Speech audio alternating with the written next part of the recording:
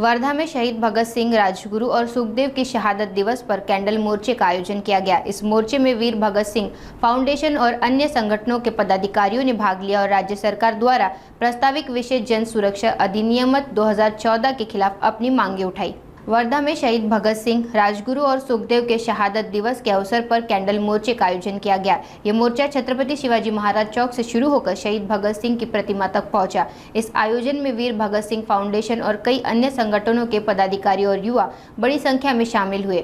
मोर्चे के दौरान देशभक्ति के नारे गूंजे। शहीद भगत सिंह अमर रहे, राजगुरु सुखदेव अमर रहे। लोगों ने हाथ में मोमबत्तियां जलाकर इन क्रांतिकारियों को श्रद्धांजलि दी।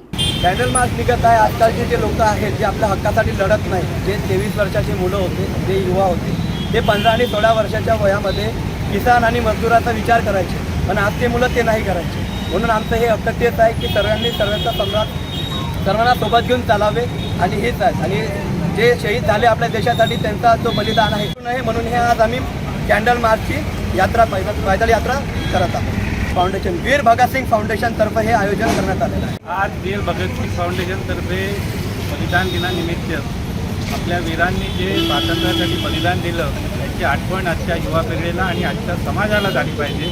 कारण की 75 वर्षामध्ये जवळपास जुनी पिढी संपुष्टात आली आणि नव्या पिढीला स्वातंत्र्याचं महत्त्व कळत नाही आहे। महत्त्व सांगण्यासाठी आणि दुर्दैवाने या कायद्याच्या विरोधात भगत सिंग आणि त्याच्या सहकाऱ्यांनी बॉम्ब टाकून लोकांमध्ये जागृती करून ब्रिटिश सरकारला कायदा मागे घेण्यासाठी भाग पाडलं।